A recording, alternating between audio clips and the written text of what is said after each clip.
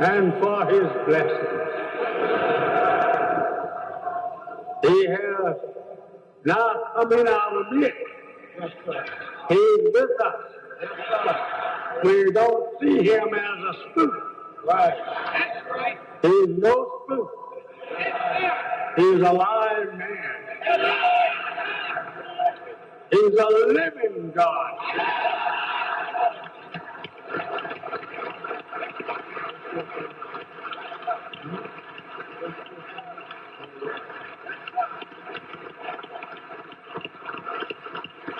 I'm sorry that I have not asked you to sit down. You look so beautiful that I don't want you to sit down.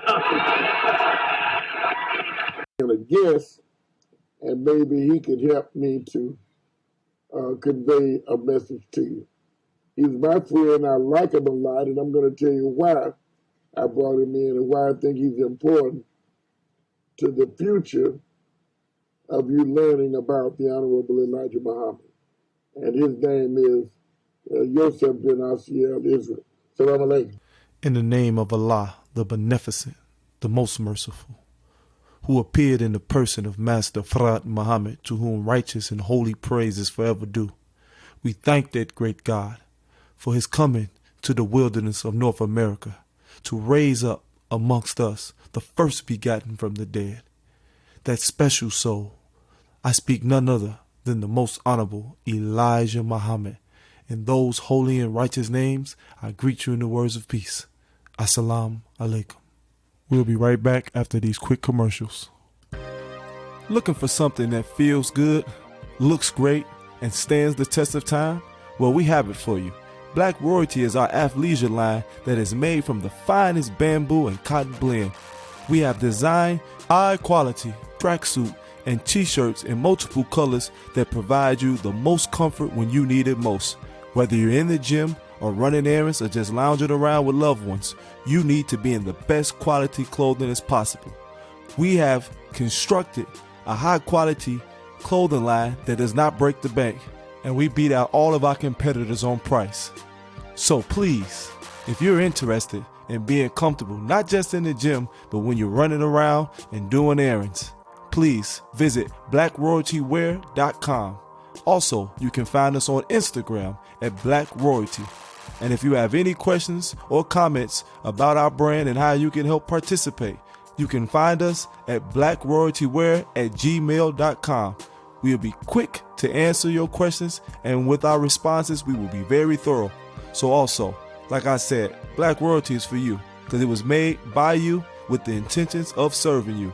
So leave all those other clothing lines behind and get on what makes sense, something that's going to stand the test of time, because black don't crack. Assalamu alaikum. Welcome back again to another installment of Know Thyself Radio, where we make it our business, our duty, our responsibility to give you nothing but the teachings of the most honorable Elijah Muhammad, which were given to him by God in the person of Master Fard Muhammad, to whom righteous and holy praise is forever due. And as always, I am honored to be here to bear witness to their greatness and to the teachings that were disseminated by the most honorable Elijah Muhammad, which were given to him by God in the person of Master Fard Muhammad. And I want to just reiterate that point, because to know that we have a teaching, to know that we have a teacher and a messenger who was personally taught by God himself, that doesn't just give us the encouragement, but the thorough and complete knowledge that what we have is not just superior, but it's backed by the Holy One, who is the God of all living. And so this isn't, for me, no small thing, no small time teaching. This isn't just something that I'm coming up to say based on a belief, but the fact and the truth of the messenger's works prove the reality of the God that he represents, and the God that will come to bear witness to the salvation of the original man and woman here in the hills and wilderness of North America. So, with that being said, I want to get into my subject matter right away.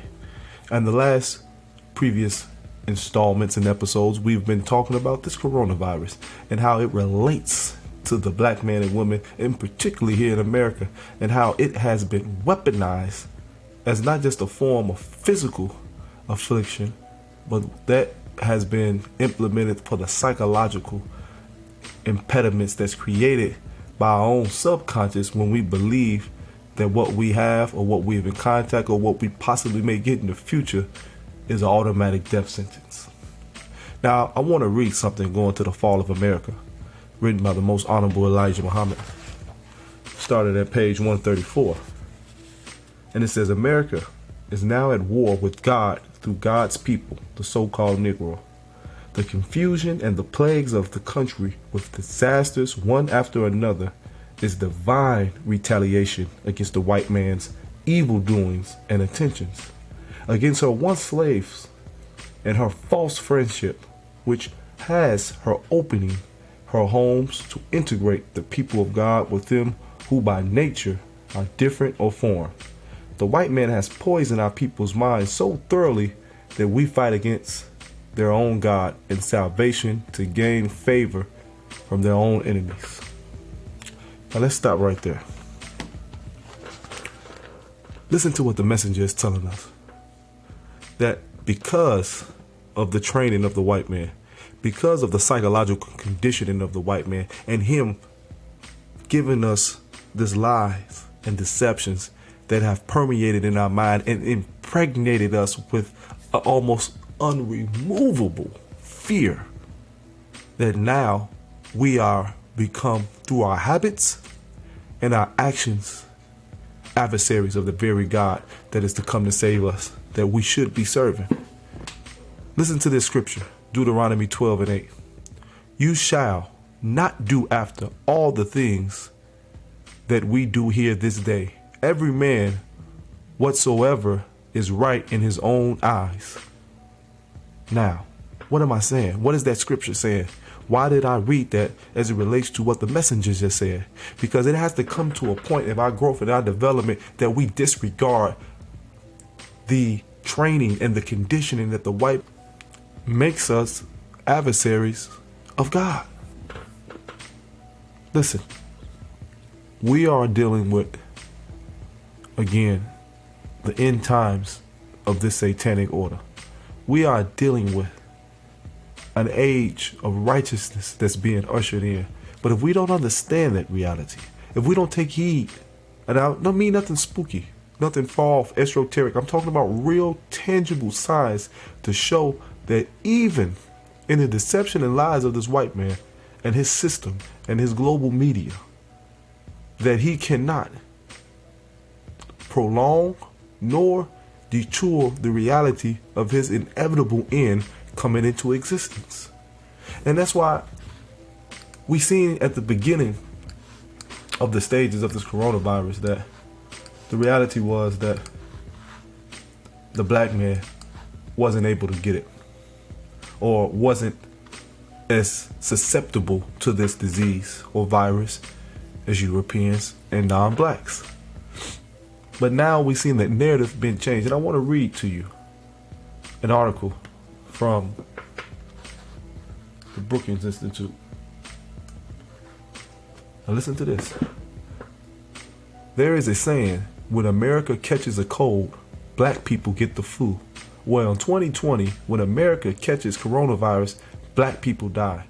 Blacks in about every state with racial data available have higher concentrated rates and higher death rates of COVID-19. In Michigan, blacks make up 15% of the state's population, but represent 35% of the people diagnosed with COVID-19. That means that blacks in Michigan are 103% more likely to contract the novel coronavirus relative to their percentage of the state, with a death rate hovering over near 4% in Michigan. Blacks are also overrepresented for deaths related to COVID-19, accounting for 40% of all death rates statewide.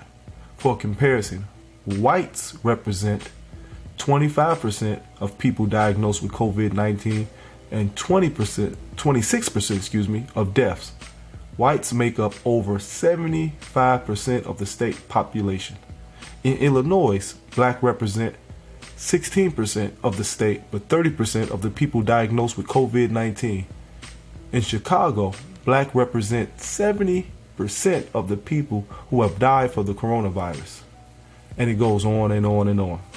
Now, let's be real clear about what's taking place.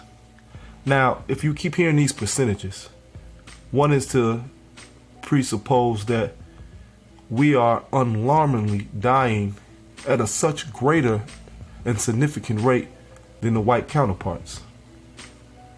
And a reality of why they're saying that that's the realization of that is due to the fact that our diet is so poor, which it is, for the most part, that we're on drugs, that we're doing alcohol, which we are in a lot of instances, that we have the inability to access true health care. All of those are correct. But I would also have to say that these numbers and this description of what seems to be such a great disparity is actually a ploy to reverse the face and the image of the deaths of this coronavirus, to put psychologically into the black mind a sense of complete and utter hopelessness. That no matter what is going on, you're always going to be at the bottom and destitute and destined for death. Now, I want to show you the disparities in this and the inconsistencies in their claims. Now, let me read from the AMP Research Lab. So listen to this. This article they had just a day ago. Black Americans have suffered 1/3 of all the deaths and disproportionately high impacts in most areas across all existing data. Black residents are 2.3 times more likely to die than we would expect based on their population. Most severely in Wisconsin, blacks are 5.5 times more likely to die of COVID-19 than their own population share, followed by Michigan, where blacks are 3.6 times more likely, and Illinois, where they are 3.3 times more likely to die. In Milwaukee County, Wisconsin, the ratio is 2.4, while multiple excess death among black residents is 2.3 in Chicago and 2.0 in Louisiana. Of the 12 states in our 4 localities we examined, Minnesota is the only one that does not see a disproportionate mortality burden for its black residents. Now, I want to read this little header. As of Monday, April 13th, more than 23,000 Americans have died of COVID-19, but the data about the racial background of those who died were available only for 35% of all deaths. Now, listen to that language. You can confirm that 23,000 Americans have died of COVID-19, but the data for their racial background is only available for 35% of all deaths. So you're telling me you got a person that's right in front of you who has died of these deaths, that you can identify that died of COVID-19, but you don't know what race they are? But you're telling us that blacks are dying disproportionately at a rate that is much exceeding that of their white counterparts? That doesn't even make sense. How are you only able to qualify and substantiate the racial identity of only 35% of those deaths? You see the language again, this is what white people do. They use deception. They use deception to confuse and disorient you into a position that makes you fearful and hopeless, so that you run to them for some type of solution, and then that's when the real murder and mayhem will start. Now, let me qualify my statement. Am I saying blacks aren't dying from this? Of course. How they actually contract the virus, I think, is very debatable. Because we know most of the black people who supposedly got this virus die in the hospitals. That's real convenient. We know that senators and doctors, white European senators and doctors, have got on national syndicated television and radio and has point out that they were getting documentation from the Department of Health saying that you have the ability and you are encouraged to, for cause of death, write down COVID-19 even if they had not tested positive for it or had been tested for it all. If you assume or they're showing symptoms or they came in contact with somebody who possibly had COVID-19, classify the death as such. Now, there's no precedence for that ever being done in the recorded history. When you ask any coroner or physical practitioner that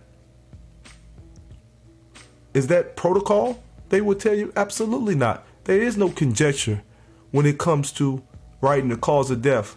It has to be verifiable. It has to be exact for a number of reasons. But now they're saying that that's not the case. We've had many black people get on their social media platforms and show firsthand that they were diagnosed with COVID-19 without doing any tests, no swab, or anything of that matter. All you had to do was come in and being or showing some type of signs or symptoms of that virus, and they would automatically identify you as COVID-19. That doesn't sound suspect to you? That they would be so lackadaisical with their approach with something that's supposed to be so serious and so detrimental? We have to wake up. This is why we're teaching the Most Honorable Elijah Muhammad, because it gives you a knowledge of self, a knowledge of God, and a knowledge of the devil. Back to this article. While black Americans represent 13% of those living in places releasing data by race, they have suffered 32% of all known COVID-19 deaths in those places. Now, real convenient that you're able to get the percentage accurately of black people and their deaths related to COVID-19, but you're only able to get 35%. So you're missing 65% of all the other data when it comes to white people. Now listen to this chart. Total COVID-19 deaths reported by race, ethnicity through April 13th. 375 are Asian. Blacks are 2,703. Now, they make up 32% of the deaths, supposedly. Latinos, 1,196. Now, let me stop right there. In particular, there is no marker for Latino on the census or identify any race when it comes to any documentation.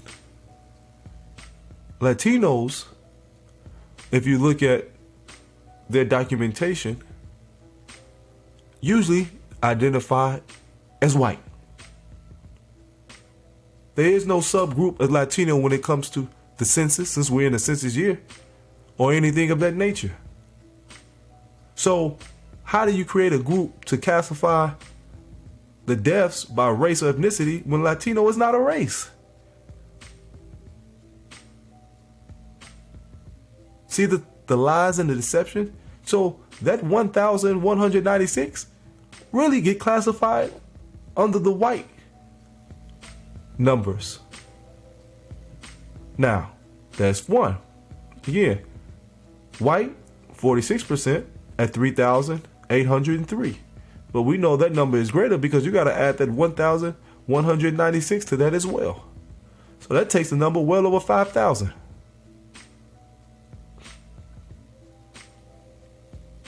Right under 5,000.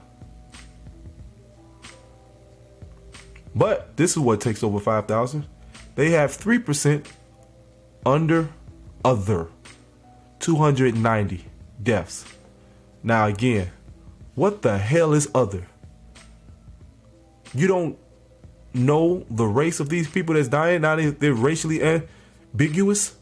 That you're not able to identify what race or ethnicity they are? See, brothers and sisters, the white man is the greatest deceiver of all. And he will have you thinking other than the reality of things. See, he creates a society that's totally void of truth and logic. And he has taught us to be a people who does not just gravitate, but we are incentivized to promote that same idiotic and illogical behavior and sentiment. Now you see why you in such the decadent position that you are. And when I said God is fighting this battle and you refuse to see the reality of it, because he is dying at a much greater rate than you are. With all of those circumstances that we name, poor health, the inability to access proper health care, and a litany of other circumstances and situations will make you more prone to being victimized. Now, what our problem is that because we believe this false narrative that's being promoted, we run to them for some type of false sense of security and hope. And then when we get into these institutions, that's when the murdering starts. So now you see when you go to certain hospitals in New York and here in Chicago, body bags of dead people. That's you because you fell victim of the ploy. See, it's not just a financial incentive. This is an environment where you have racially motivated people who have the right and has been authorized by the federal government on a national level to institute a mass genocide under the false pretenses of curtailing this pandemic of the coronavirus. Back to the Messenger's book, The Fall of America. Divine plagues and foreign wars are now destroying the American standard of life and money. Her deceitful, filthy temptations now being displayed before her once slaves in the world are designed to make the once slave an enemy of his God and of his own salvation, and are designed to make them take part with them against the aim and purpose of Allah, which is to set the so-called Negro in heaven while he lives. You can't go on any longer promoting this wicked and insidious system. At some point, you're going to have to stand up for truth and do what is right and just, and take into consideration your own salvation and freedom by locking arms with your brothers and sisters who are tied in to the mission of the Most Honorable Elijah Muhammad, which is the mission of Almighty God Allah, who appeared in the person of Master Fard Muhammad. You can't, and I mean cannot, continue to be victim and subjugated by this lies and deception. I want to read you something real brief. This is from the book A Medical Apartheid. And it's a note from MD Walter Basson. And it was from the book called The Mangle of South Africa.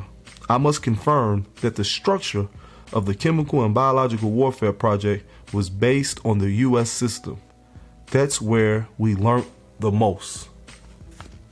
That's where we learned the most. Let me go a little further and tell you what he did.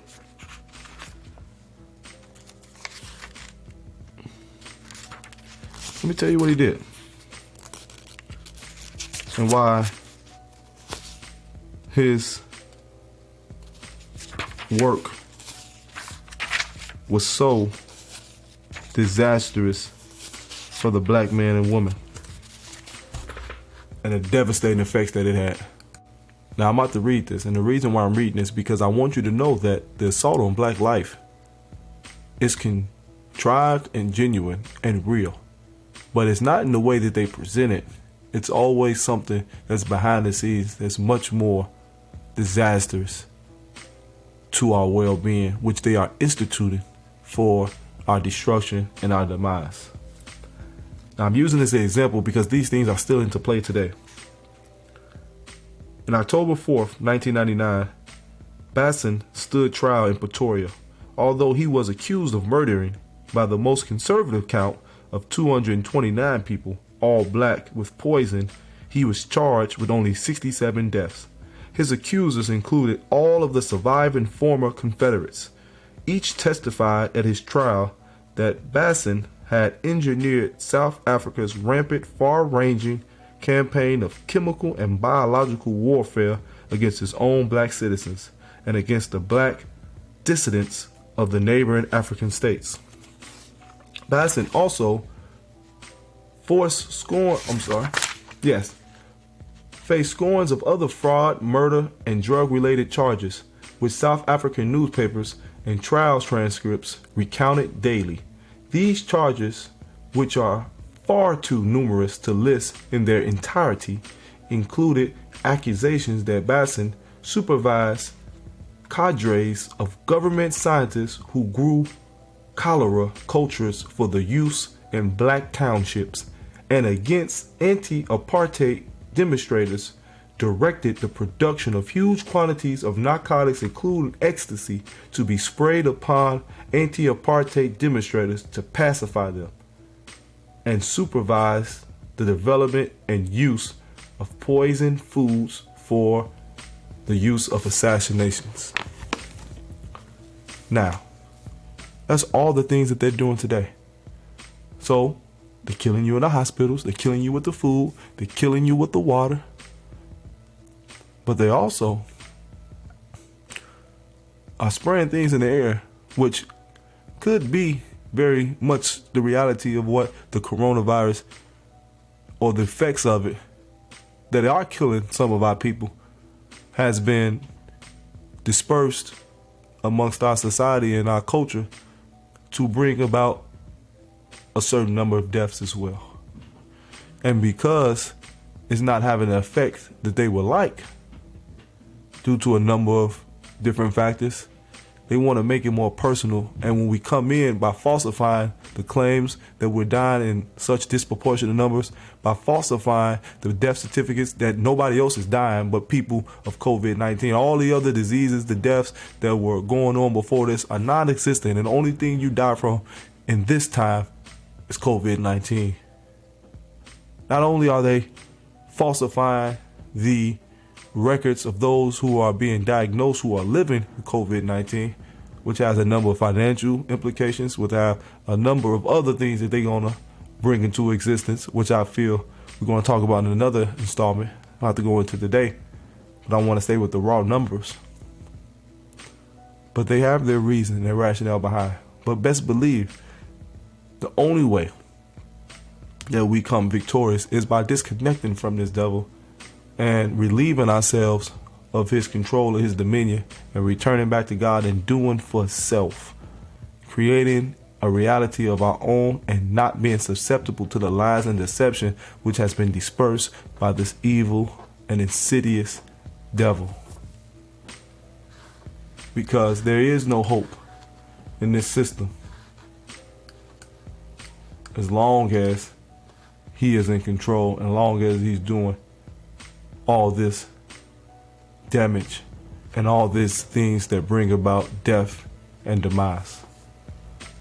So again, I implore us to take another look at the messenger of God, to take another look at the reality of what he's taught and why he wanted us to do for self and separate. And if we can do that, we can bring into existence another reality that is in line with truth, in line with peace, in line with justice, in line with righteousness. And that alone would be enough to fortify and protect us from the onslaught of our enemy. Because his time is up and his day is gone. And it's time for God's men to rise up and do what is necessary to be free. Thank you for listening. As I leave you as I greeted you, in the words of peace and paradise, As-salaam